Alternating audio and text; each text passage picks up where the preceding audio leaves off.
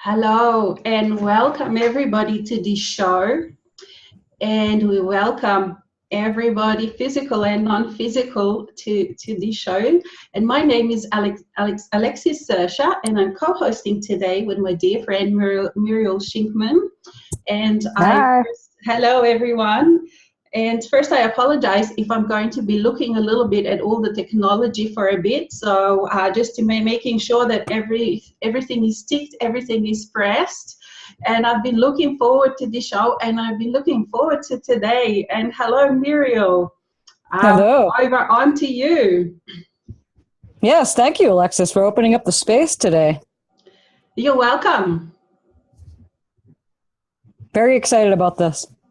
Yes, I know we had a beautiful chat yesterday, quite a few hours in preparation to this, and we decided that we're only going to pre-plan like first 5 minutes, and then let's see what happens, and let's see who comes, and let's see who of the physical and non-physical will join us at this table. And I can feel the presence of so many already. Our global audience and also our galactic universal audience. And as we discussed yesterday, Muriel, you're going to do a little bit of introduction, and then we will go right into the show. Yeah, sounds good, Alexis. Again, thank you so much for doing this, providing the space so that we can all come in. And again, the name of this is Around the Table with the Modern Magi, and it's around a table. So it's not like Alexis and I are up on a stage or a podium and we're teaching everybody. We're not doing any of that. We're around the table as we're all equals here. No, there's no chosen ones. We all work very closely with the highest of vibrations, and we've been doing that ever since. This knowing is coming into being, and those present right now know everything that is going to be discussed here and know everything that I just said already. So with all that being said, welcome everybody for joining us, and thank you for giving your energy, because basically it would just be another conversation like Alexis and I had yesterday for good 2 solid hours. That was awesome. We had a really good connection going on. So much was said. So much could have been said. Like, we could have gone on for another good 5 hours at least. And that's every time, like the two of us, and I don't mean you and I, Muriel, but the two of us, at least two of us who are involved, who are awakened, who are aware. It just amazing stuff happens when we're together, when we're having conversation together, whether that's in written form, like on Facebook chat, or whether that's on Skype or phone or anything. It's just quite a different space that we create, isn't it? It really is. It takes two or more that gather and magic happens, huh? That's it. And I love the flowers display that you have right there. Thank you. I have my door over here. The camera's kind of angled, but anyway, I have a nice bright colored shirt for a reason. And isn't it amazing that you also got this red going on? Look at my earrings, and yes, see, I've got a red sort of thing going on, and I don't know what it was, but it just it's part of this whole journey, because like I start preparing for the whole week, and it's not that for this kind of shows, because it's quite different than doing things like being myself. Whenever there's a show going on, my body knows, and I look out for things that may be relevant to this show, and what the flowers that I pick seem to pick themselves. So this time it was very much like a red color, and I thought, wow, some white is gonna go along just nicely. So, and you've got a red t-shirt, so I don't know what it is about this red. Maybe it's the fire and the passion. Well, that's exactly it. You said it perfect, Alexis, because the energies around us, again, we're inviting the Archangels to join in conversation, and every single one's present, if not more.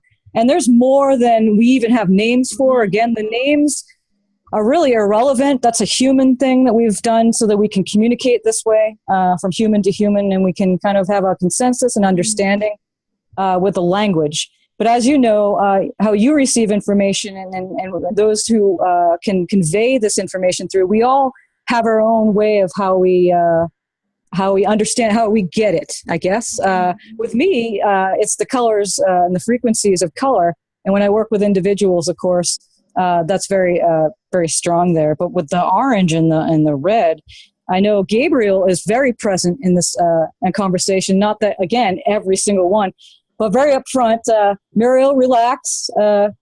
We got you back. Because Muriel tends to be, she performed music for a good 25 years and never got over the stage. Never really liked to have presentations, never really liked to do any of that. So that information was clearly said right before I got onto this call. I have no issues with that anymore. All of that fell away because I realized that I'm not alone. And being the human for so long, I felt like it was just Muriel walking around, and I carried all that nervousness and anxiety of everybody's looking at me. You know, you're like, it's got the camera on you. You kind of get a little bit self-conscious about it. Yeah, about all that. Mm-hmm. So anyway, I want to say Gabriel is grounding a lot of these energies that if you look at the human body, it's pretty much below the navel down, and it has a lot to do with our sensual and sexual energies that are kind of out of balance. And that's just saying it lightly. And on the planet, it's been that way for a very long time. And it's important to have that lower part of our body grounded. Mm-hmm. It's not like it's not anywhere else, but, you know, you get the point there. It's a strong color. It's got a lot of presence. Again, very grounding. When you think of red and orange, it's just bright. No matter how, if it's bright like this or dull, it's still a very bright color. It gets your attention. Very much exactly, so. Yeah. And so basically, we're now going to the next section. So welcome again. I think there's quite a few people here now. So I think we may not be waiting for anybody anymore. And hello and greetings, everyone. And we are Michael, and we are Michaela. And we want to show you, and we demonstrate over and over just how easy this transition is from the human to the soul self to the eternal self. These are the times, dear ones, where these things are easy, where these things are so joyful, where you can laugh and dance, and we can dance together and be with you with all these energies, with all these challenging energies. And we know that the energies have been so intense with what's happening on the planetary level and what's happening in the universal level. And we want to tell you, dear ones, that you are cherished, you are brave beyond measure, and we bow before you, and we love you, and we dance with you, and we hug you. And here we are, we want to take you on a journey because we feel that we are still not complete at this round table. And we are in so much joy to be with you in this way at this round table and to dance with you in this ease where the human and the soul just dance and step forward and step back. And there's no need to introduce ourselves. In our daily lives, when we do this, we don't introduce ourselves. We don't do any deep breathing anymore. We don't have to do any particular ritual. We just are, and we just adapt to whatever's happening in life. And now we want to sort of ask you to come here, to breathe deeply, and freely. And we want to take you on a little journey because we want to bring more of you to here, to right at this table, so that we can all communicate, so that we can all rejoice. And breathe deeply and feel your body in this moment. And feel your legs, feel your feet touching this beautiful earth. Feel it, feel how you're grounding yourself. And let your awareness flow all over your body. Feel your torso, feel your feet, feel your arms, feel your eyes, feel your ears. And feel how the air is touching you and how it's going freely into your lungs and how it's dancing with you. And when you are right here, right now, allow the time, be aware of the time, allow the time and space to start flowing through you. It has been flowing through you this whole time, but just bring your awareness to this and allow it to flow through you because, dear ones, as you know, you don't have to move anywhere.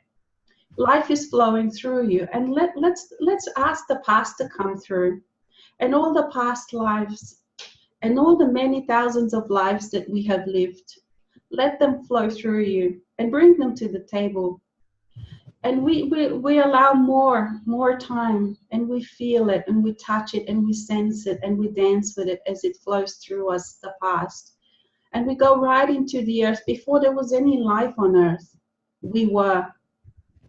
And then we go even before there was earth, this rock in this space, we were, you were.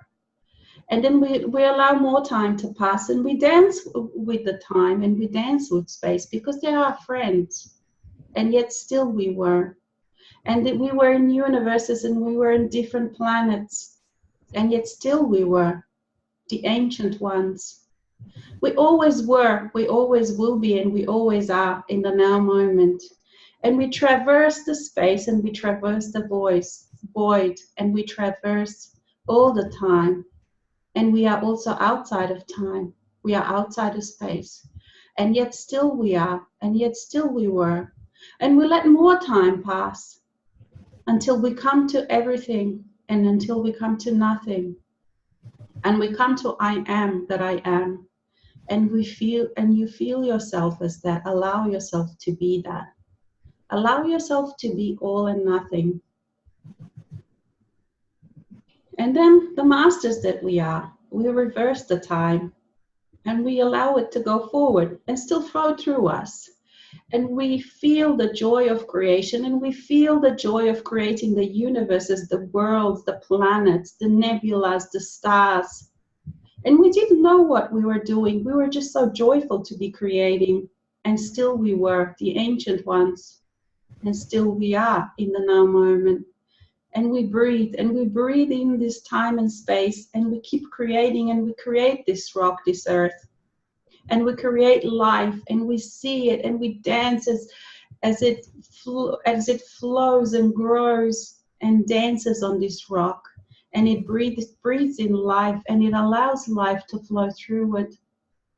Allows oxygen to flow through it. And you see all of the myriads and millions and trillions and billions of species of life. And then you see the birth of a human. And then you feel yourself as you dance through all so many lifetimes, all so many roles that you played. And yet still you've been the ancient one. You've been always, and you are, and always will be. And we come to this life now, and we are still open. We are open to all the parts of you.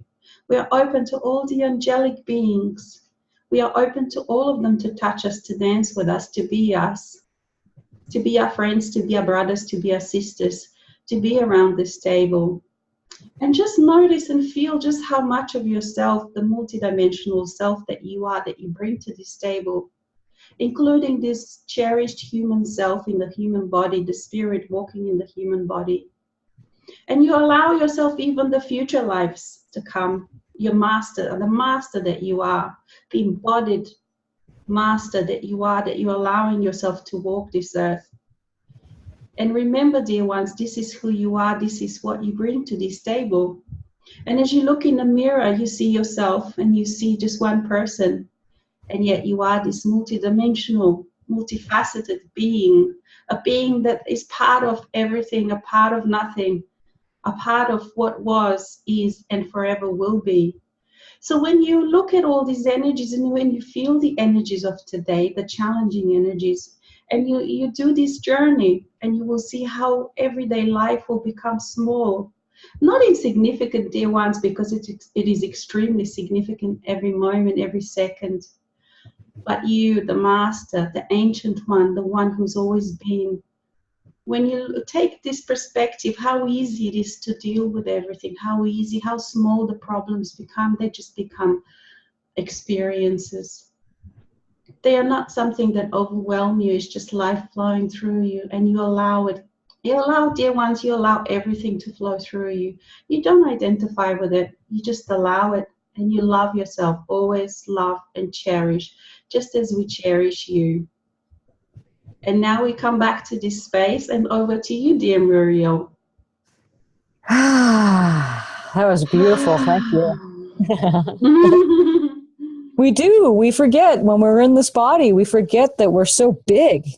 Many of us just on the everyday presence of the being in a body. We forget how very big we are, how multidimensional we are, and it's easy to get lost, especially nowadays. And what you said, problems, when they're very insignificant to the long run, to the stars. Right. Well, it just depends, like, it just depends what perspective you take. So I find that that I always now have this ability to see myself as a multidimensional being, to perceive myself as a multidimensional being. So it's kind of like I put on different mantles, so to speak. So for example, like if I go and be with people of the mind, as I call, I don't know how we refer to people, ordinary people that are still in their mind, that have not awakened. I can put on the mantle of the mind people, as I call them, and I can be with them, I can relate with them, and yet and I can see the walls that they create, and I can see all the up to where they go. They live in this small, tiny little box, the tiny little room, compared to the spaces, the vastness of existence. But I'm not trapped in there. And I don't sort of feel like I have to prove to them anything. I don't even have to reveal myself. I don't even have to explain anything. I just be with them. And yet they can feel there is something different about me. And this is what I think is what is meant to be in this world, but not of it, because none of the limitations, none of the walls of this world are a problem for me, because so much of me actually exists outside. And all I do is then take that mantle off, and I take on a perspective, let's say, of myself as a soul, of myself as an eternal self, or even, if I want to, any other role that I want to play. Because if I have underneath that awareness, I am that I am, and we are that we are, meaning that I am so many multitudes that are touching me, that are experiencing through me, then it's a very, very different way of walking. Like a fear doesn't have space anymore in my life, even though as a human self does sometimes feel fear, and I can feel fear around me, but it's not mine. I don't take it on. And yet from the human self perspective, the human self is always learning, is always expanding. And that's the joy of dancing with the soul self, because it's like an internal teacher. We talked about that yesterday, isn't it? Like, it's like an internal teacher. There's a part that is always teaching, and then there's a part. So it's coaching, giving you a little advice there. It just has the answers, doesn't has the questions. The brain has the questions. That's right. Yeah. And that part, the eternal self, is very happy to work with the brain. It's not like an enemy. So, and I wanted to ask you, Muriel, because you feel yourself that you are of the Metatron family, and how do you perceive in everyday life? How do you experience that? And what are some of the challenges that you would like to share with us today? Well, Metatron is a strong force, and when it comes through, it's you can't say him, because it's not a he or she. Right, yes. It's more, if you want to think about it, it's more of like a we, an us, a them. That's right. And so, because the integration happened, Muriel has her daily life and her mind, and they have her human things. But when the force comes through, it's just it's like a freight train running really fast. It's like a lot of information. It's a lot of information at once, and it's like it never stops like this, and it just keeps going and just keeps going like this, and there's no pause, and it just goes like that. It's really like that. And so my brain has to stop, really take a back seat in order to gather the information. But the Metatron energies is, you could say, creates energetic platforms where physicality can play itself out. And what it means by that, and I know people on this show right now understand, and they've heard the term Metatron's cube. And within that is literally, there's 13 circles, 1 in the center and the 12 on the outskirts. And you can fit all of the platonic solids within that. This isn't a science class at all or anything. But I know that those on this understand that, at least up to that point. And they're really just platforms. Like, you have like a circle. And a circle is a structure. And only so much can take place within a circle. And so when it comes to, of course, this is a bit different. These are 2 triangles on top of each other. But when you have a triangle, it changes. So the circle, there's different things that play out within a circle than on a triangle. So you get the point there. And so to make it easy, you take the four elements. Fire can't be water, and water can't be air. Air can't be earth. They have their own structures in order to play out their physicality. Now, that doesn't mean they can't cross over, because it can, like fire can get so intense where it becomes like liquid or it becomes cold almost, right? So, because that's the interconnectionness of everything. But to keep it simple, basically Metatron sets up platforms for physicality to be able to experience itself. Very simple there. I did get an incoming message last night at 3 a.m.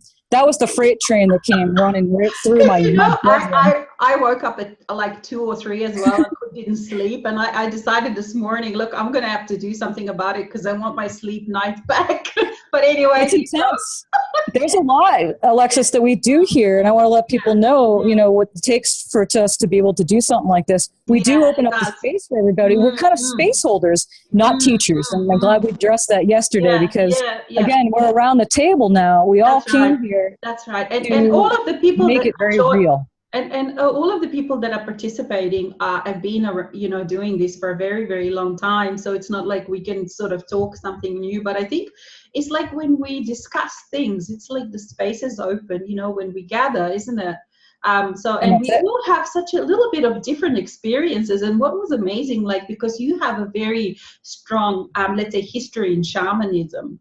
And I have a little bit different history. And yet what we notice is that basically we're just sometimes using different words for the same thing. And what was so apparent yesterday when you talked about and explained the Pachamama, which is the South American shaman term for what I call, and I've realized then I call that eternal self, so, but the way you explained that was what I experienced as eternal self. So basically all of these different traditions doing the same thing is just getting there with a little bit of a different, but we're talking about the free-flowing traditions, not even, not the rigid religious sort of traditions that are meant to entrap, but I mean like within all of these circles there are some free-flowing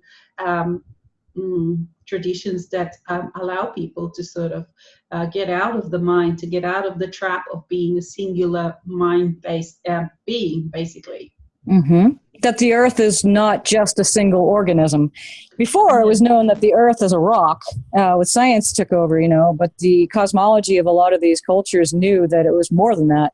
And in the Ashwa, and the Quechuan word for that is Pachamama, meaning Mother Earth, but also there's many worlds here.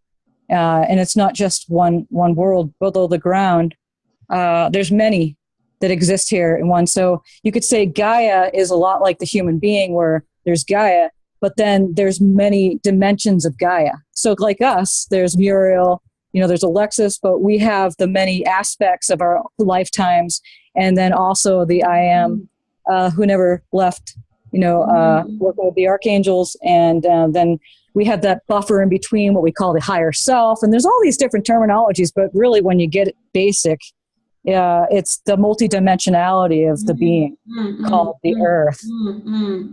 And the words can't even explain, and you were talking about this, how it's the internal world of a person that it's not, that goes into, how did you explain it? That goes into the stars. That's like from a shamanistic perspective. How did you? Yeah, so science thinks that there's a core of the earth, and that there's molten lava there. There's the core, and that's it.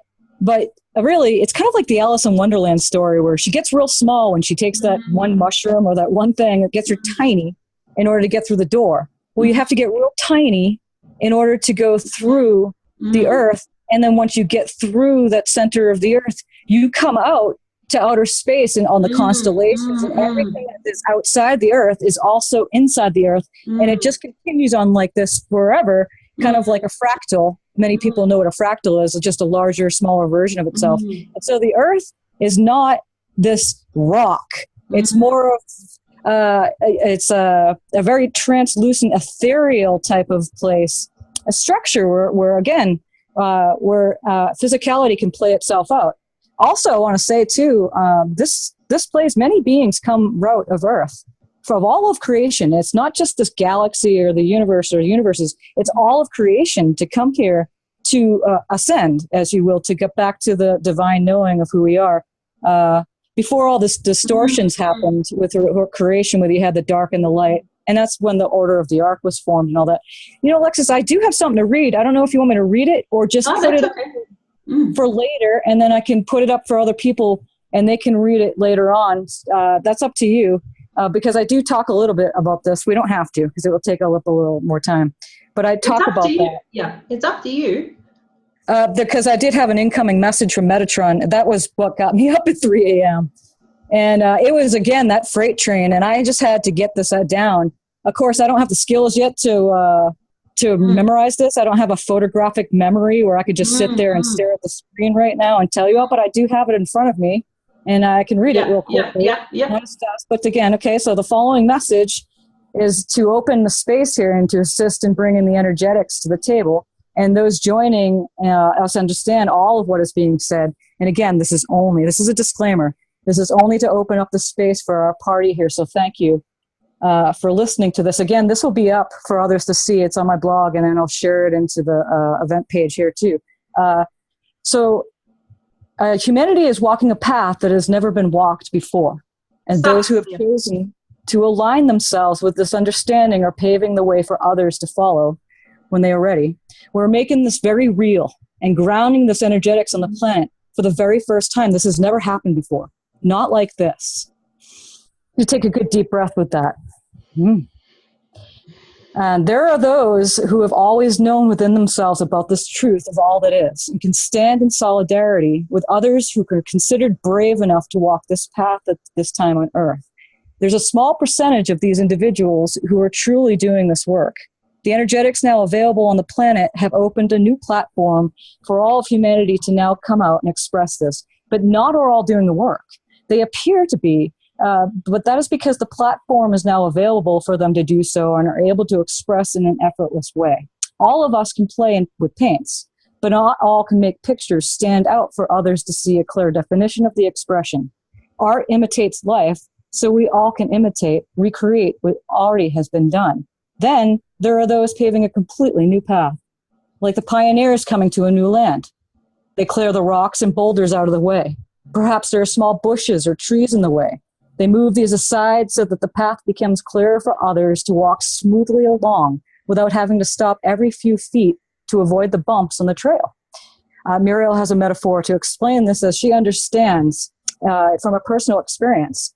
There is a path that runs up from the foothills of Colorado Springs in Colorado and winds up around the mountains, along with the Ute Indians are called Tata, the Mountain of the Sun, or more well known as Pikes Peak is what the Europeans had renamed it. This path was known as Ute Pass. Because the Indians had cleared the way up to the mountain, they could migrate back and forth from the plains into the mountains. When the European settlers came to the region, they had removed the Indians from the land and sort of cleared their own path and renamed what had already been cleared by the Ute people, paved it with concrete, and is now known as Highway 24. This is only an example of what we are talking about when we bring up this understanding of being the first ones to clear the way for others to follow. There are many more metaphors being mentioned here, but we will stick with the original reason for all this being said. So, with this knowing, we can clearly see what humanity is ready to bring, what has already been known at the heart center of everyone down here on Earth for the very first time as a group. No longer one, two or here or there, but many will follow. This isn't an easy path, for it is difficult to move some of these tough boulders out of the way. And many will find it too much to handle and drop out, in quotations, however that looks to the individual, either by not going any further at this time and they leave the road for an easier existence, or perhaps they will leave it altogether. They'll leave their body because it is simply too difficult to let go of that baggage they've been carrying for too long. This could be ancestral inherited weight, or perhaps the many aspects they have created and cannot integrate those into the physical body during this shift. They will leave and take another body and do it again later when the energetics are freed for them to do so. It is those who are clearing the energetics to make the trip easier for the individuals when they feel ready to do so. Humanity will be grounding the light frequencies from the original source creation into the new platforms available on Earth. This is the mission. As all of creation has moved up in frequency, billions of years of cycles had recently come to an end and started anew. It wasn't just the cycles of what many had known as the Mayan calendar. For instance, with their 26,000-year cycle. No, many cycles have just come to pass and starting a completely new way. Even the archangels have moved frequency-wise up to a whole new level that has never been done before. The creation story, and that's exactly what it is, a story, has many renditions to it according to the individual's understanding of their own confine. However, there's a universal truth to what took place at the early stages before what we knew as the universe or any of the universes were ever created. There was only source light, no other, or duality. Creator wanted to see itself and created another.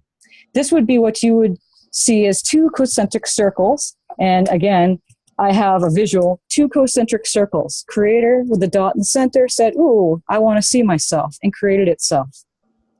As creation started to look back at itself, it created a little more in this fashion until there was more of itself to see itself.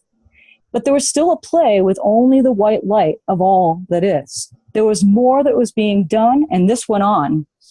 Creator, in a sense, created what we know as the rays of creation. These rays can be likened to what your rainbow looks like. All the individual colors, the red, the orange, the yellow, the green, blue, purple, indigo, and so on. There's many shades that go off of this. And the various ranges of these colors were beginning to be played with. As this went on, creation itself, with itself, started to create more and more creation, creating creators from the source's creation. After a while, these creators started creating creators, and they started creating creator beings, and then they started creating creator beings, and this went on for a very long time. But they were beginning to create within their own light instead of the original source light. As this occurred, distortions were created throughout what you call time and space, and these distortions were being made from less and less of a source's original light. What your churches or religions call the darkness are what we are talking about here. But these were misconstrued with the mental concepts of what was perceived as the light and the dark. There were no bad guys, ever. No one did anything wrong. There were no angels that fell from grace. There was no having to save anyone. This all came from the minds of those who believed in good and bad. This was the trick of falling from grace, or better said, the outcome from creating less and less from the original source light. Again, no one did anything wrong. Creation was expanding so quickly at a rate that none of the creators could get a handle on, so to speak. So there was a consensus to create what you know as the order of the arc. And this gave creation the opportunity to bring the light and distortions and dark together as a way to bring up creation to its original frequency. Metatron created what you call the third dimension, so that Earth wouldn't fall anymore in consciousness. As the people who came out of this world brought the distortions with them, this created a fall of consciousness for the planet as well. It was not the other way around. This new platform called a net. So there was no more distortions being created. This is what many of you know as the Atlantean dream. This is what you began so very long ago, but at the time did not have the energetic platform to carry out this operation to its full capacity. It took a little while in time and space for this manifestation to occur. Many of you, those who joined the space, were the ones working closely with Metatron and many of the Archangels, alongside as a solid team to bring these frequencies here for the success of this divine intervention. Those of you hearing those words were working alongside for many lifetimes to anchor this firmly here on Earth. It was a prime directive to do this. As many worlds exist here, even though it appears that there is one solid planet you call Earth. There are many people, or what you call tribes, who have always had this understanding. It was not until the fall of man or the fall of consciousness when the remembering fell away. Many of these individuals who know of this understanding of worlds within worlds have always kept this at the heart center of their daily living. They never left the heart, or better said, they never missed a beat of the knowing of this divinity within each person. The animals, the plants, the trees, rivers, the oceans, the aerobics, the non-aerobics never needed to have an understanding. For them, it is simply known.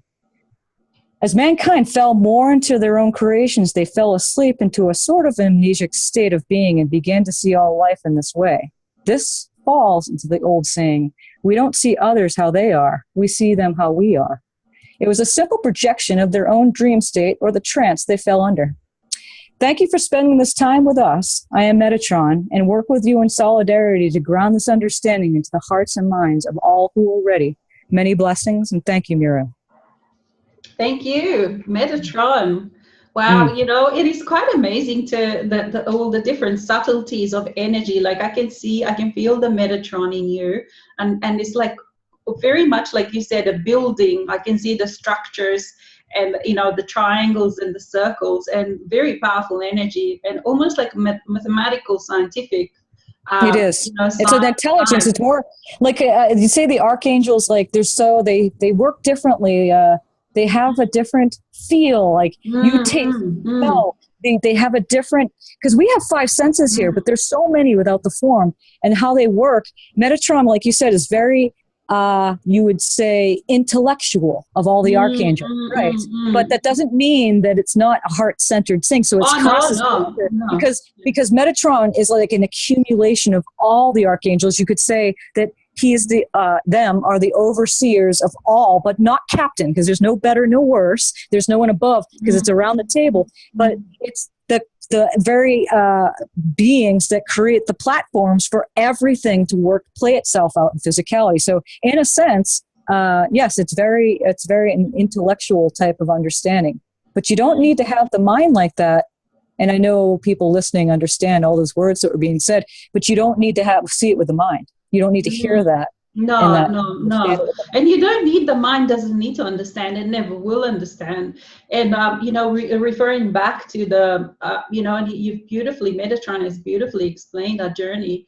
And I could feel our journey. And it's interesting that we also had like an initial meditation, if you call it, into that journey as well. You know, so we had two experiences over that. And I think maybe what they're saying is that it is really time to have that awareness of your own self, of your multitudes of self all the time. It really is time to carry that, you know, wherever you go, wherever you be, whatever you're doing, it is time to carry that overview, to carry your own self-presence, to carry your own spiritual center. And like we talked about the Pachamama, you explained beautifully as well about, you know, this when you go into the center of the earth and it opens, it's not like you come to the end of the hole. It's actually it's like a light at the end of the tunnel, rather, where all of the universes actually begin.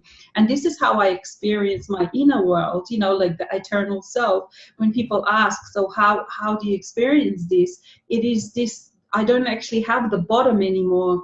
And for me, all of this, if I should call it energy, I don't know what word to use, it does come from the ground. And I sort of had a conversation about this, that people do experience it in a different way. So whether that was because there was, let's say, you know, like that 2 triangles that you show, the Merkaba, you know, the males have this way, the triangle, the predominant triangle, and the females in the current female body are down. So I had to sort of, as a female, having majority of male teachers, and not that they're doing anything wrong at all, but it's just that they're currently in the male body. I had to sort of always step out and look at what and how I experience things. And for me, it is coming always through the feet, from my feet, that where the energy and the awareness first comes. So when I sort of feel that rush, it's not from, you know, normally, traditionally, you're taught that it all comes from up here. Mine was the way around. So, and if I sort of tried to follow, because initially I tried to follow this, and I thought, oh, I must be doing something wrong. And then you just realize, like, hang on, you just have to always follow your own. And even if you are the only person that is doing it, if it's working for you, then that's it. But it's the same, like, the way I experience myself now is that I don't actually have any bottom. So, you know, when I feel myself inside, there is always, like, I don't always allow, like my human self, I'm talking as a human self now, I don't always allow this awareness, you know, like, for example, let's say if I'm walking in a city, it sort of fluctuates. But in a millisecond, as soon as I'm aware of it, I just, you know, I notice it. and that's where the entrance to the world is. That's where the source of my own being is, and that's where the source of all my self-love, all of that comes from. So that part is always open, and it's this that is allowing me to, be sovereign, to become sovereign, to be sovereign more and more, because it's a constant expansion, and it's a constant understanding in new ways of sovereignty in relationship to everything, whether it is to your spiritual family, whether it is to your to everything in the world, whether it is the internal, how you relate, how I relate to internal parts, how I relate to humanity, how I relate to, other being, animals, creatures.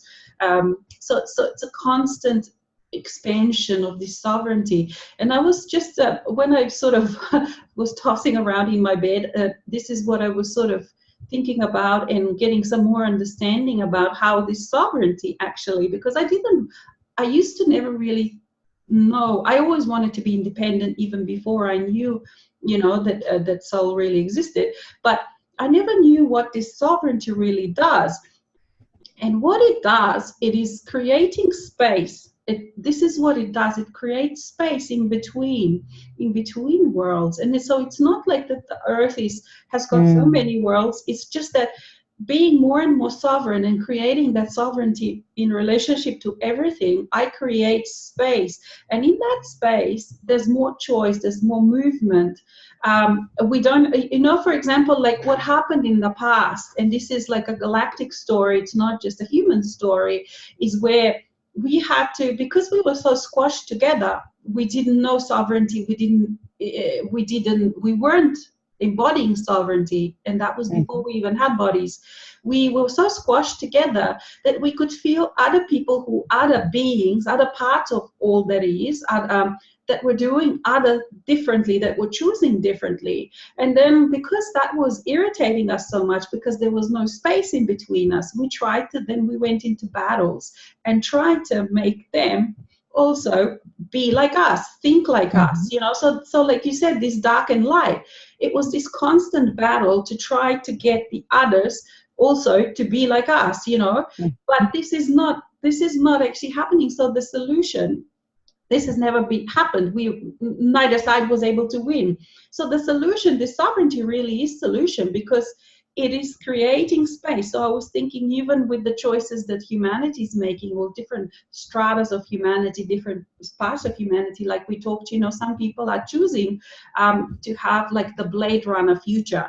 And I'm clearly not choosing that, to live in that kind of urban way with no trees, no animals, because everything has been virtual reality that mimics everything around them. That's right. Yeah. And to support that virtual reality, everything else has been destroyed. Like you said, everything's been made in concrete. But some people, in people that I meet at my project now, young people, this is what they're choosing. This is what they want. This is actually what is giving them joy. So for me, this sovereignty is in every situation. The ability is building, not building, but creating or allowing and practicing my ability to create space between us, so that I'm not in a position where I'm trying to force them, and they're in a position to play out their choices, because like me, they have eternal self, they're eternals, they are absolutely the same as me. And I don't have to choose their reality, but because up to now, in this singular way that we were, what others were choosing was always affecting others. For example, let's say you talked about American Indians, for example, let's say, and what happened was they chose to sort of, perhaps, or Aboriginal people, live in a more peaceful way. They didn't choose, arms race, blah, blah, blah. And yet they weren't able to sustain that, because others came and, attacked and invaded and took their land away. So these are all of the issues that, as humanity, or in a galactic way, that we've had problems since the time where, like you said, the source has split itself into myriads of free kind of individuals that have different choices, that have different desires. So sovereignty really is the key, because of it creates, and I notice within myself, I'm so much more spacious now. So even the parts of myself, whether they're the wounded part, whether they're the angry parts, whether they're the joyful parts, they all have space. In the vastness of me, they all have space to be. So me as an awareness, I can always sort of step between these different lists. So for example, I can feel intense anger, and yet I am able to step into part that is completely peaceful, because there is space. You know, we're not all squashed so that you can't tell who's who and what's, do you see what I mean? So that one part's current experience overflows into another. It's not anymore like that, because that sovereignty, you know, creates space, so that this one can be angry as long as it chooses to be angry, and this one at the same time, wow, I'm enjoying peace. And me as an awareness, I can step between them, you know, or I can even step in the space between and observe them, you know, because like I am, then I'm all and nothing as well. So that's what it was such like this sovereignty is just, I constantly get these new ways of understanding it. And what is making me excited is that how much more I can do with this. Yeah, you know, and that Metatron, again, that the whole new energetics available has a lot to do with the neutral energies available. Before, it was, you know, the whole good and bad, and it was like really bad or really good. But now there's that neutrality. And you could say instead of our reactionary modes of aim, ready, shoot, like you say something to me and then I backfire to you immediately without even saying it, because as soon as you say, hey, Muriel, this, I don't like your hair, I don't like your face, and I'm like, oh yeah, bam, I don't even stop to think. Well, this new neutral energy is making us available where we can stop, choose, and then act.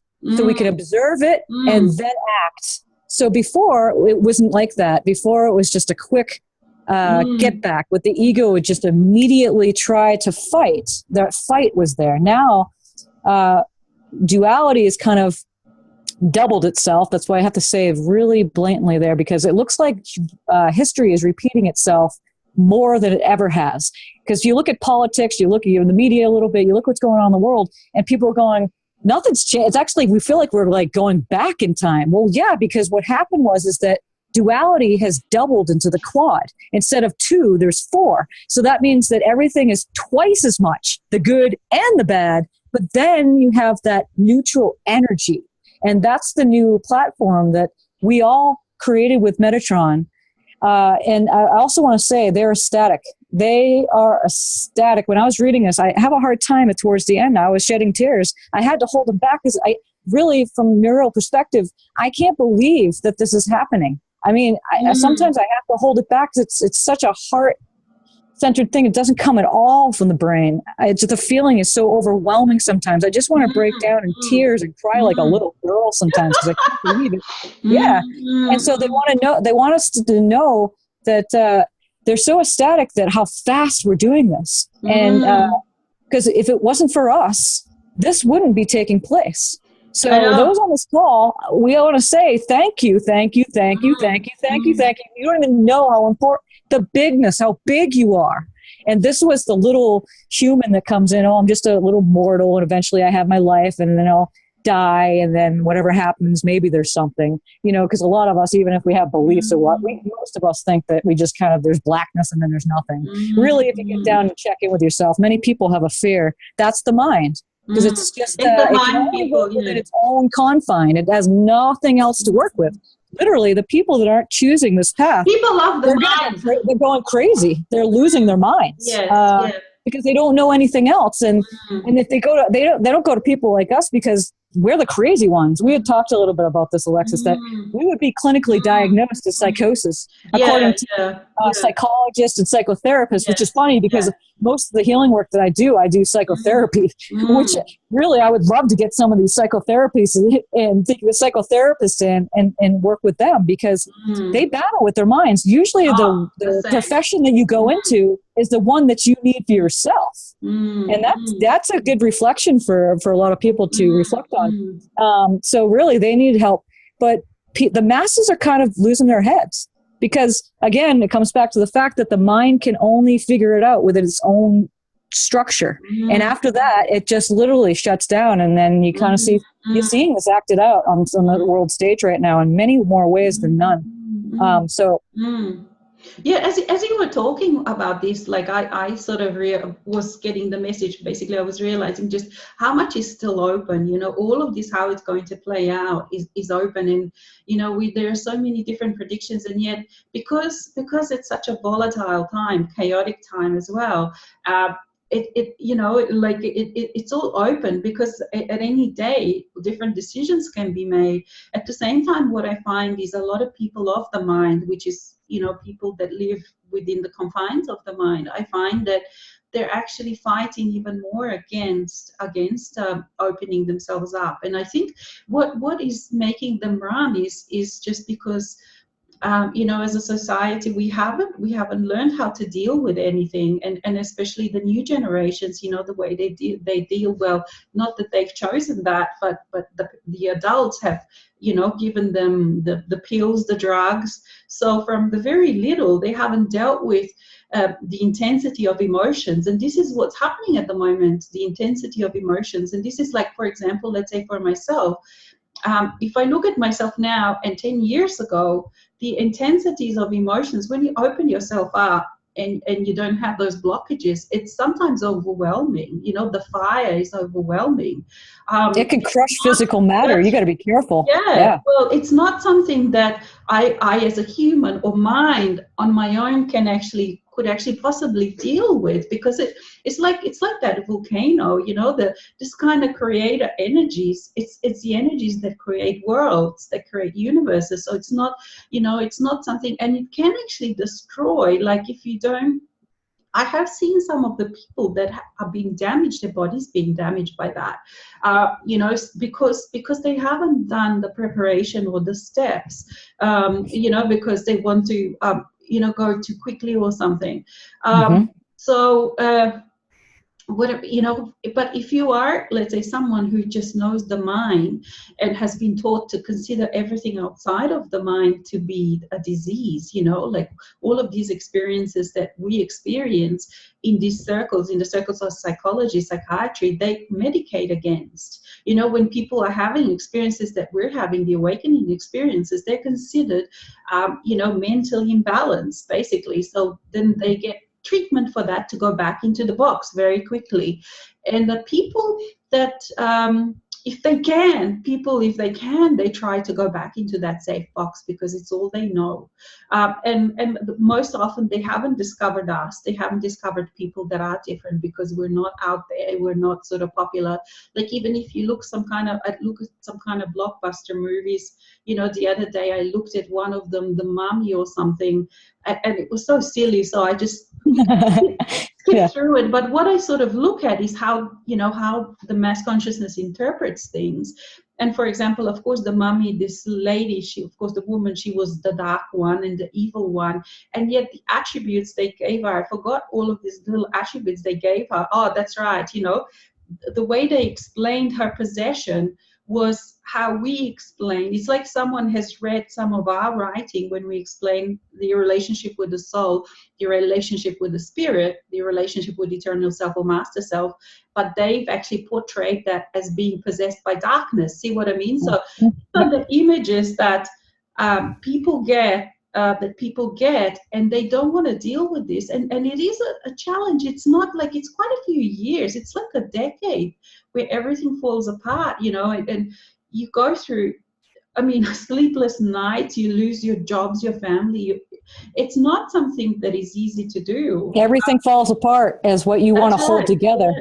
Yes. So I'm not surprised that people are not choosing, but not choosing that this has consequences. And unfortunately, you know, the time has come when people like us don't actually have nor inclination, nor patience, nor the desire to live in the world where people that are choosing differently are living. And that's what I'm saying, that you know, in many, especially in the last couple of years, this question for me has come many times, like, you know, in those nights where you're woken up and you get asked the question, are you able to leave half of humanity behind, you know? And as a light worker that I was in the past, this would have been one of my hardest things, was was really hard to choose. And yet the more and more and more I have to choose these, because, you know, people that are choosing differently, we do have a right to create our own worlds that don't involve, that don't include duality and separation. So, you know, we have a right to create that space between us. And then, but then what happens, I find that in a daily life, I meet these people, and I even, you know, we may be friends, we go out for dinner, we like each other, we have some common things. And yet at the same time, I'm aware that, you know, we are creating different paths, different future, even though what does that mean really in a scheme of things when you put yourself in, okay, we exist forever? It doesn't, you know, it's again another story. But these are the choices that we are having to make. And I find this easier and easier and easier, because like you said, all these politics and stuff, all of this for me now is like some kind of world that doesn't exist even. I live in this earth the same, and we meet like this, but there's so much of this stuff doesn't touch my world, everyday life. I don't know what. And that's what's so funny, because that's the multiple earths you were talking about. Like, that's right. There's the old earth and the new earth, but here we are, and we're on the same planet, but yet there's different consciousnesses. Yes. There's people that are unconscious of their unconsciousness, and then there's people that are conscious or becoming conscious of their unconsciousness, and then there's ones that are conscious of their consciousness. So you have different stratas of the awakening going on, but we're all on this one planet, you'd say, but it's not. There's many worlds. Multidimensional, And the thing is that, like you also said, that people sometimes in a shop don't notice you. For me, some people notice me, some don't. You know, it's like some really. Some don't, and you can say that, oh, those are people that are really into still the hierarchical power games. You know, because they just are outside of this dimension. Well, you know, it's mentioned in the Bible. It's mentioned in Revelations too, about the vanishing, and the vanishing is the ones that have chosen the fifth dimensional consciousness, Christ consciousness, in a sense. No man there, but it's a frequency and energy where you literally will disappear around everybody else, even if you're in the marketplace. Where you had people just run right into you, they don't see you, and they're like, oh my gosh, I didn't see you there. We have the ability to disappear. And we do disappear, because we live in a higher vibration and a faster vibration, so they don't see us.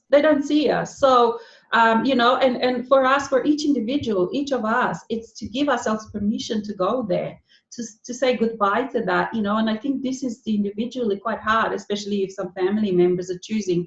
And it's always yet to remember that no doors are closed, you know. At any time, people that are choosing are different. At any time, when they choose to do the work, that's all. When they choose and then do the work, the doors are open, you know, to any of the dimensions. There are no locks, there are no keys, there are no nothing. All they have to do is do the work, you know, and that makes it easier. But like you said, also, you know, people of the old, like the American Indians and others, they said, you know, or like the little creatures, like the fairies and stuff, they're like in different realms. And yes, a different vibrational pattern, but they are there. And I find that as I become in a different way, like the nature itself, I call that a lot by that name, it keeps revealing all these secrets. And and I don't even know, have they always been there and I just wasn't noticed, or is that some new thing? Or is it I'm just stepping into this world, you know, as you're safe, as you have a different vibrational way, you get revealed all these things. I remember I was sort of driving through this valley in the outback, like you were talking about your area, you know, because the ancient sites, there's so many here, but you don't see them. So for years I was driving through this amazing valley. I call it Silver Valley. I don't know what its name is, and I haven't seen anything. I just always felt good. And yet then all of a sudden I saw how it had all these amazing, like it had a pyramid hill on one side, then it had this, you know, a waterfall on the other side that from Google looks like a, you know, like a feminine vagina basically. And then it had like a rock that looks like a masculine, penis. There was this tree, and yet I've been driving through this thing. Alexis, that's filthy. No, you know what I mean. But see, that's been an ancient. And then when I walked there, I saw these ruins of all these ancient. It's like there was some kind of meeting place. Like here when you walk in the bush, you see a lot of stuff, like the history of what was. It's really been destroyed and it's not revealed, but it's being shown to you, and all of these guardians, rocks that are guardians, and all of a sudden you see a face where before, I could have been walking past this rock for years and just see a rock. Do you know what I mean? So they've always been there. That's right. Yeah. So this, this is, it makes it for an exciting day. You never know what it's going to be, what you're going to find. Well, I want to say that the emotional body of the planet, you consider the fourth dimension. We talk about dimensions, and a lot of people get confused about what dimensions are. They're just structures. It's just structure for physicality to play itself out. Like the Earth, we're in third dimension, and it's limiting. It's it's good or bad. Sun comes up, sun goes down. It's very structural in its own nature. But the fourth dimension is the mind. It's thoughts or things, and whatever you think, it stays around the planet. It circles around, but it goes into the emotional body of the planet. Well, with the planet being up to its original frequency now, it's not withstanding any of that anymore. So all of that is being purged out, and as that occurs, there's climate change. And this is what I want to stress: is that a lot of people don't understand it. There's three things going on. There's a fireball in the sky that's changing. Humans have definitely done some no thank yous and pleases and destroyed ecosystems and destroyed many cycles. And at the same time, it's the fall of consciousness, and all of that mass consciousness of the neediness, the pushiness, the wanting, the not settling, the hunger, the constant hunger, constant longing to be fed. All of that has gone into the emotional body of the planet. That's being purged out. And that is what's creating a lot of the changes in climate. So I want to stress that, because that's kind of coming through me right now. Many of that is it's tied in with the human consciousness. It's not the other way around. It's not like a separate, we're on a planet and it's changing.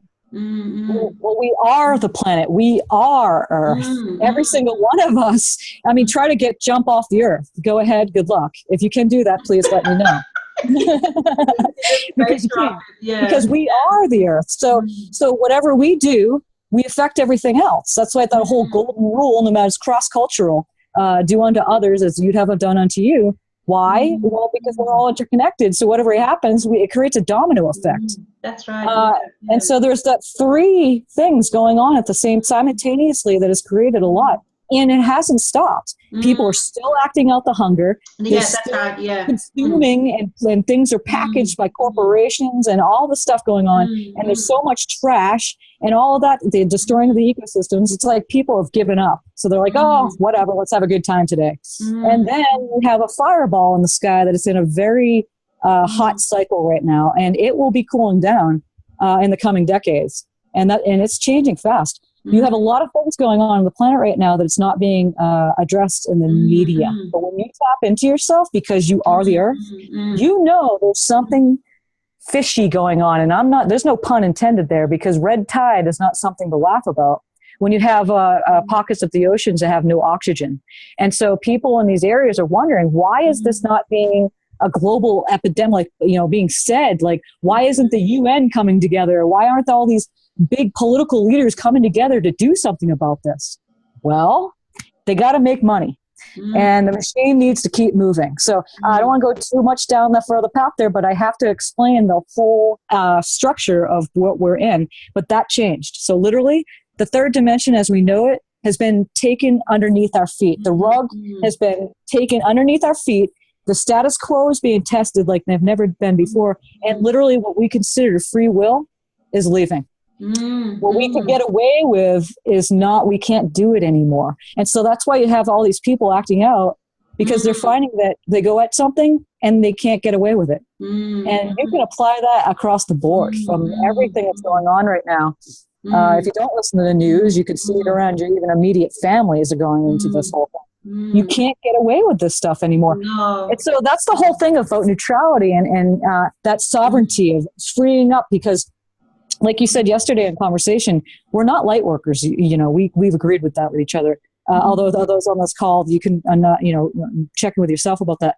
But we help assist in changing consciousness. And so yes. we help free up the space around us so that others have the freedom to be who they are. That's right. So, and we're not, people over there want to go and create and do mass shootings. Right. Well, why isn't it being stopped? That's because they're in the sovereignty as well. You see, right. That's the double take of the duality going on, where people are so confused right now because you can't find this information on CNN. You cannot find this information anywhere. They're not talking about it. That's why you and I have chosen to do this in a loving way. To spread the word for others to do it. And who knows, on this call, people may talk to their friends and family and share this information with them too.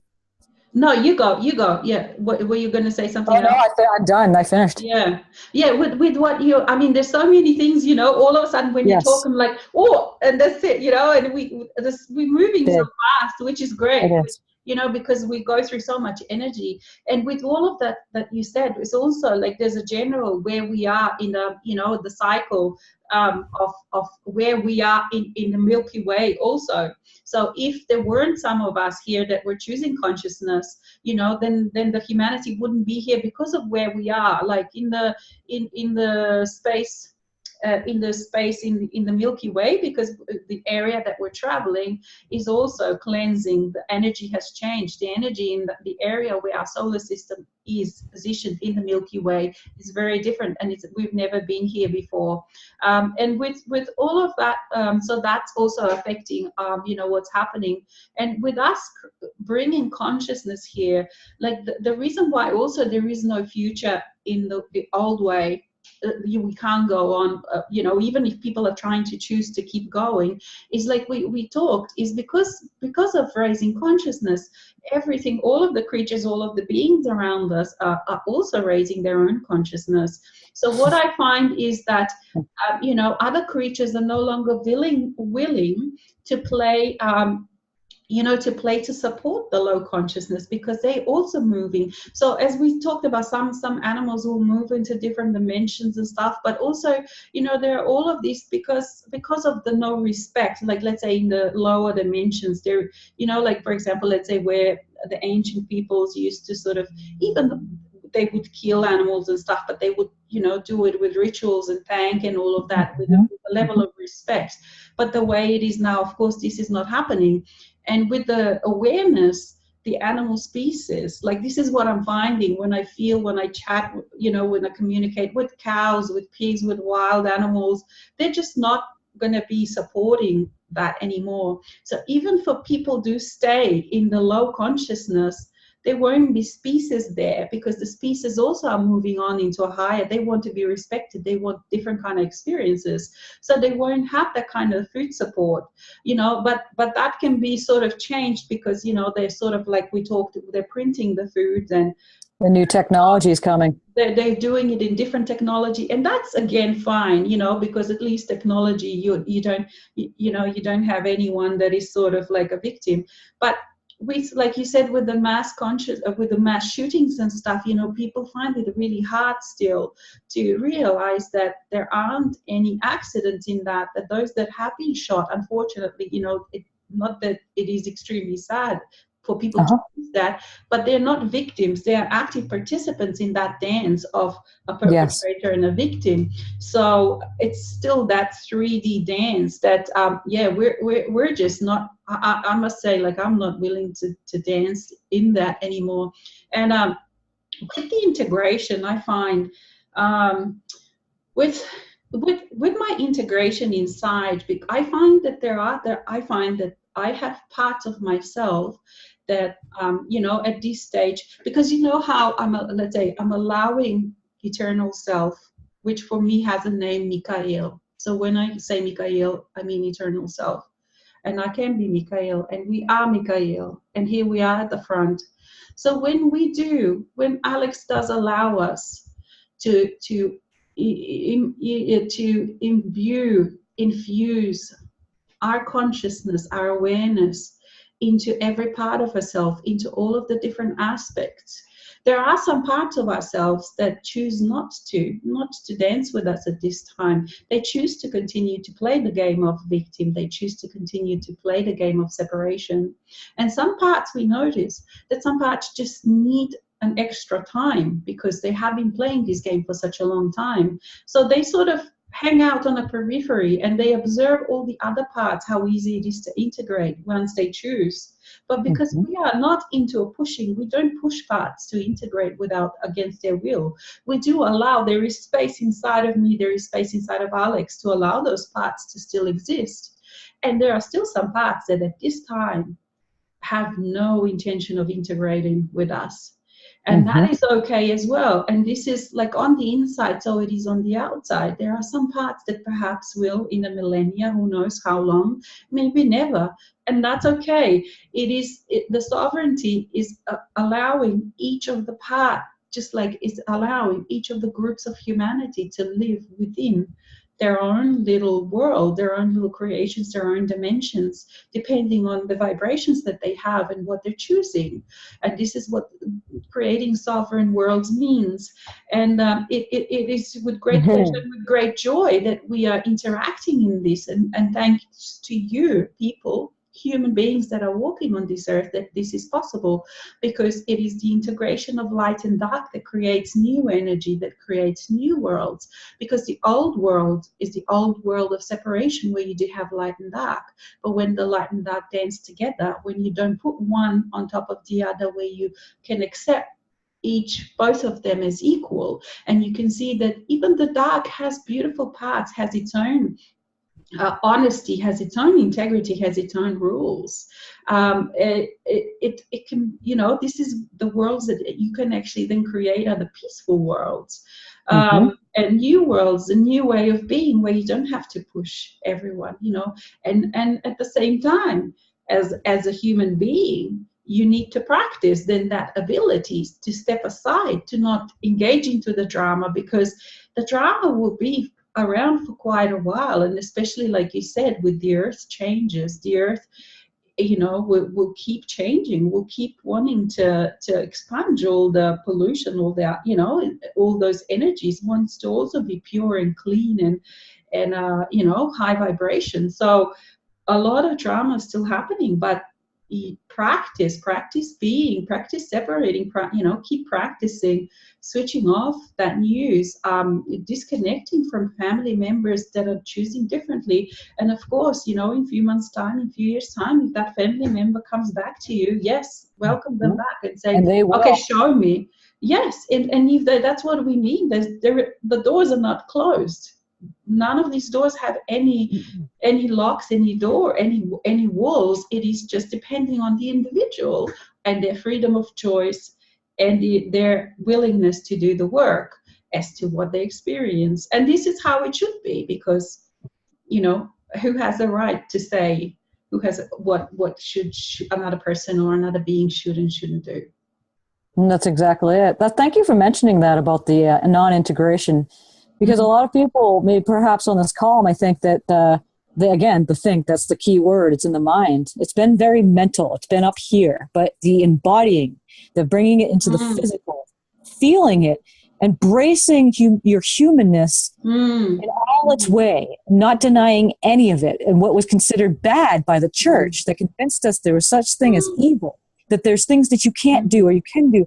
And if you do it right, then maybe you'll get a place in heaven. Even if you weren't Christian or Catholic or any of these religions, somehow they did a really good job on most individuals that think that there's a thing called darkness and evil. It does not exist. It's not real. In fact, I know from firsthand experience working with shamanism and working with death and dying and possession and stuff like that, there is no such thing as haunted houses. There's no such thing as the evil. No, because these beings don't have a body, and they know that we believe in this thing called evil, and they're like, ha, we'll get them good. We'll get really bad and see how we can play this game out and make them think that there's something going on here. They're just playing they're trying to scare you. And so this is because, again, you look at scared, and it's interchangeable, two words, you can bring it into sacred. And that was mentioned not too long ago, and I know people on this or the Shambra know about the whole thing about scared and sacred and how those two words are very closely related there. But there is no such thing as being possessed. Nothing can really do that when you have an awareness. And you'd be surprised how enlightened you actually are when you embrace what you consider the bad parts of being human. I mean, even going to the bathroom would be considered like dark. I mean, it's gotten so bad that you can't even be anything. If you move the wrong way, it's bad. So that's very simple, but to embrace everything you think is bad about you because you look over at someone else and they got their shit together, that's not necessarily the case, because you're more enlightened than you could even imagine. That's freeing yourself up to accepting you and all yourselves and all who you are. And then then you bring it out of the mind and you bring it all from the mind and into the body, all one together, unity, acting with what you would perceive as the dark and light. But that's just a play, because we're all sparks of the Creator. I mean, we are God too. We are all the magical one. There is no better, no worse. No one's a chosen one. It's just unique. We're just all unique, and that's to be celebrated. Our own uniqueness and where we're going is more and more and more unique. It's not that we're going to all be the same. That's gone. That's been like, So and that's it. Equal. A lot of people are afraid too that the species disappearing, of the endangerment of species, we're seeing them leave. Well, yeah, because if you look at the planet, it's not really ours anymore. We created this whole thing along with the Archangels. We created what we would call nature, and what we considered to be nature. Really, if you look at it, it's concrete in cities, metropolises now. It's paved and developments all over the place. They own this place. Literally, the banks own it, the governments own it, the military owns it. So if you look at the world, it's not really ours anymore. Once you let that go, you start realizing you take in and you embody nature itself. It's going with you. And wherever you go for eternity, forever, you have this, and you have it to teach others who didn't walk this path yet. And so you can be the way showers that nature hasn't left. It's part of you. And also I want to say that what's going to happen in the future, I'm giving a little thing away here, is that there's a thing in shamanism called shape-shifting. And, it's known that a shaman can shapeshift from, like, for instance, the typical, from a human to a jaguar right in front of your eyes, and then back to a human again. Well, in the future, humans are going to be able to take up the niches. So like dolphins and whales, they'll go home, leave. But humans will be able to shapeshift into the dolphins and the whales and then come back onto the beach and then be a human again. So it's not like we're not going to be able to see these creatures anymore in the oceans. They'll just be kind of false imitations, if you will. I'm using that really loosely. But humans are the caretakers. We're the ones that are going to be the new entity that's going to be part, that's occupying this space. Even though you have the technology and the artificial intelligence and robots coming about and doing all that, it's all going to work out together. And I'm also finding now, because this has been like a big issue for me too, because for me personally, Alex, if once nature, because I thought, wow, once the nature is gone and it's all just technology, there's no space for me here because I'm not going to hang around, because it's such an integral part. But I'm finding that with this, and that was quite a worry for me for a while. But I'm finding that because I am a creator, I create this space, I create creatures, so that wherever I am, wherever I go, there's an abundance of life around me. So I don't have to actually worry about these, because and then I listen to some other people and they say, wow, we don't have any nature, any life, but my life is not that. Do you see what I mean? So because each of us create our own reality, we each create our own dimensions and opportunities. So in a dimension where I move, there is an abundance of life. And I keep creating more and more and more and more intimacy with that life. And sometimes even my human is afraid. Like the other day I had, I sort of stopped, I went for a walk.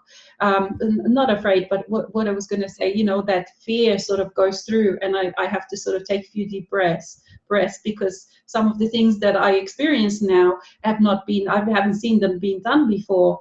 And the human self sometimes still freaks out. And has to take a few deep breaths. Like the other day, I stopped I was walking around the forest, and I stopped. It was a beautiful view. There was a lake and everything. And then I heard some rustle behind me. And normally it's like little geckos and little little lizards and things that make this noise. And it was actually a snake, and snake was walking, I don't know, crawling, what the word is, Slithering, yes. slithering right towards me. And normally, you know, like when I see a snake, I just stop and I'm not threatening to it. And then we just look at each other and the snake moves away and I move my own way. But this one was actually going towards me. And I walked a bit back and still just going towards me. And I walked a bit back. And then I thought, because my human self was a little bit freaked out. I was like, oh my God, you know, in those few seconds. And then I just breathed it and stopped. And I said, okay, let's say hello. And it just came quite close and then went its own way, you know. So these are the kind of experiences that I'm creating for myself, because it's what I want to experience, is what I, you know, and also I'm always expanding. And it is always where, and it's also my work that I feel my work is to have this intimacy with all the life around me, you know, to break my own barriers and all my prejudices against other species, against other life and stuff. So I find that I'm no longer worried in this way, that my life is not the technological life, because I'm creating my world to be a world of nature. Also a little bit technology, but also a lot of ability to like you said, shape shift and stuff. So I don't need that so much technology to help me with everything. You know, for example, do you know what I mean?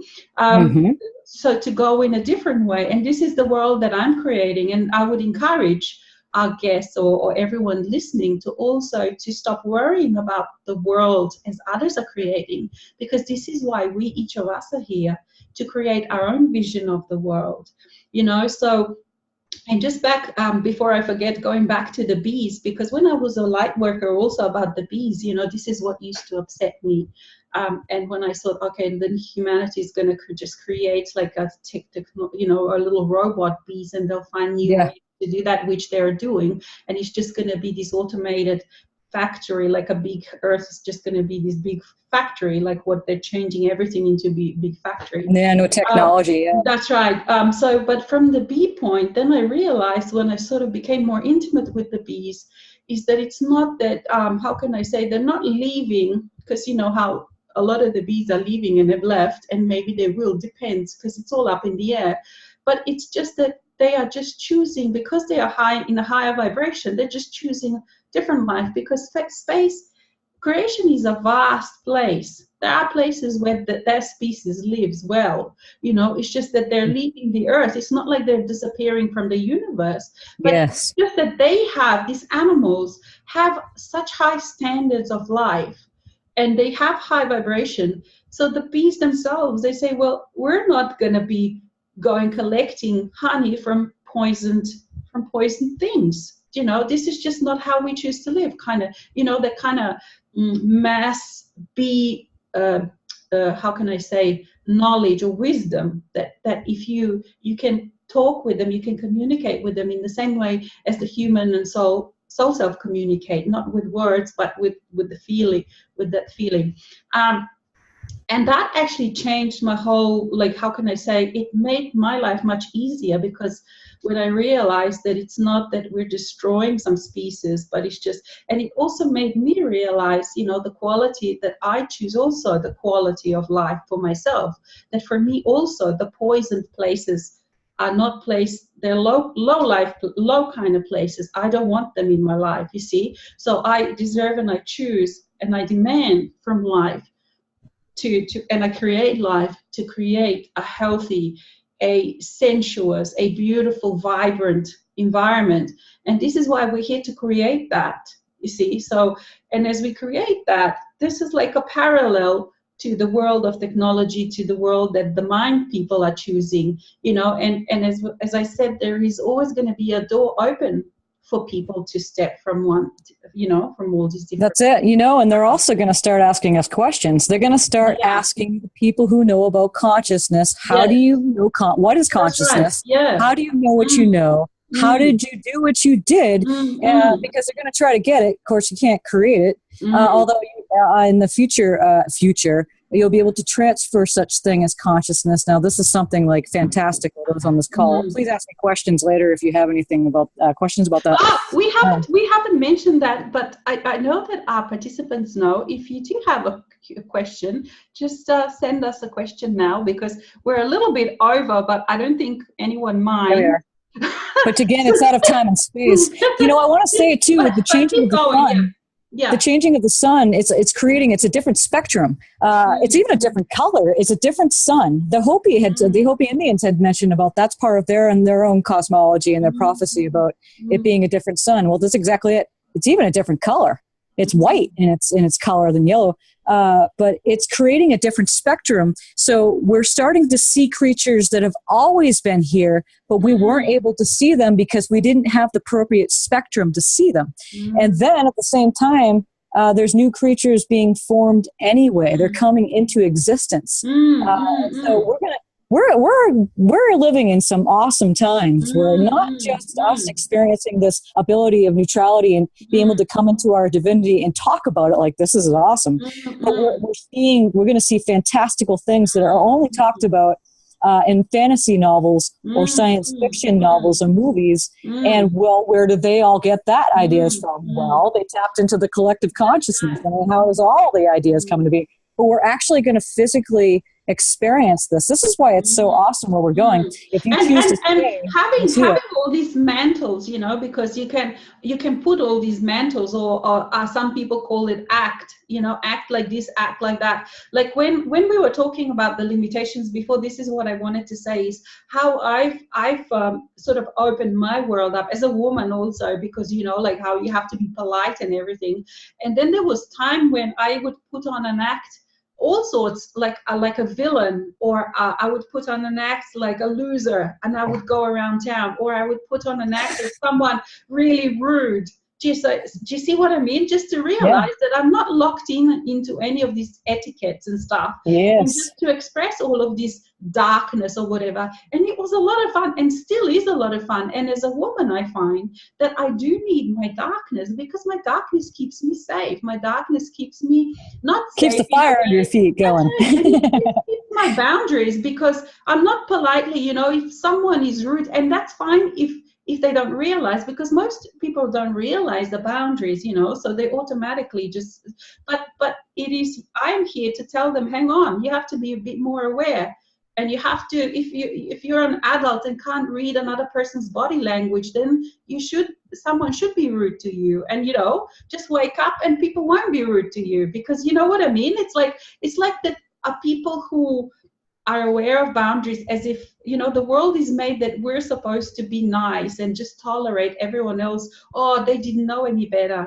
That's why I'm here, to show you that yes, you have to know a bit better. Next time, know better. Do you see what I mean? So, and it's really a lot of fun to go around. I mean, because you just take all these mantles, and where I was going with this is like, how we were talking about all these technological worlds and this world and the natural world and whatever, because we have all these aspects, integrated aspects that we can put on as a mantle. We can go into, like, for us, none of these worlds will be closed off. Do you see what I mean? Like we, for example, the channeled entities, they come for a couple of, when they do the workshop and stuff, they come down here. We also will be able to go, we can move through all of these dimensions. Let's say if you have a family that was choosing a different way, and they live different life, you can go into there. You can just put a mantle of that person, that sort of vibration. And that's part of like shape-shifting as well. You can shape-shift the environment. That's exactly the shape-shifting. Absolutely, it is the shape-shifting. And in the old days, like you said, only shamans could do it, but we are the shamans. We are able to. Everybody is. That's right. And everybody is, until they, once they go into that. But we are living that, and we can shape shift into all of these different dimensions. So nothing is close to us, It's just that we may not choose to stay there for a long time, or at all. There's some places I have no wish to go, even though I could. But the energy smells so bad to me in those places. I just have no interest in interacting and playing. And that's it. It's usually it's about well-being. It's like you can stay in that state of well-being because it's impossible to not be okay. It really is when you really check into it. Even if you're going through the most intense type of pain, emotional or physical, it's impossible to not be okay.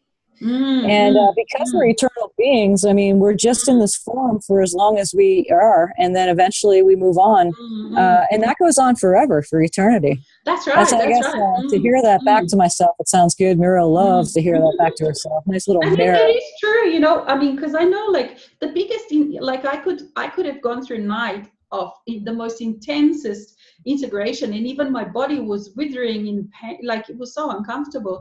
And then in the second, oh, I'm thirsty, boom, back to normal, all gone. Because when you're working with your eternal self, with your soul self, there's no wounding. You can let all this smelly energy go through you because it doesn't wound. There's no wounding, and you can just, oh yeah, we're done. Okay, oh, I've got my favorite show's on, so we finish now. Oh, you know what I mean? That's it. So it's not like it's some kind of staying with you, or and that's the amazing bit. And again, probably maybe you can call that a shape-shifting also. I don't know what. But this that's what we're shape-shifting all the time. I mean, try to get to your 5-year-old self, 5-year-old Alexis. She's not there. Try to, you know, sometimes we gain weight, sometimes we lose weight. That's shape-shifting. Sometimes we could get a tumor and lose a tumor. That's shape-shifting. So it's just basically the physical body shifting and shaping at any given moment. And that we're constantly doing that because we're in this thing called time and space. And I think we just let the light body in. It's going to change everything as we let this, as we have that buffer between the soul or the I am and the higher self and the human. It's making it so that we're bringing that into the carbon and lightening things up. We're literally lightening the load. So that the whole game is changing because we're bringing those frequencies in. We're getting younger. We're reversing the aging process if we so choose to.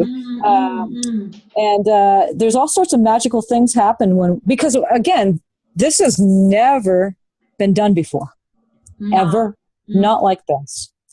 Just for that, anybody on this call could totally take a good deep breath with that, because to really embody that. I mean, that's fine to know it with the mind, but to just really understand that to the core of your being, that you're doing something that has never been done before. I mean, the sky's the limit, right? I mean, if you think about all this stuff. Do we have any questions, Alexis? No, I just had a look. We have no questions. So we pretty much good to look an hour and a half.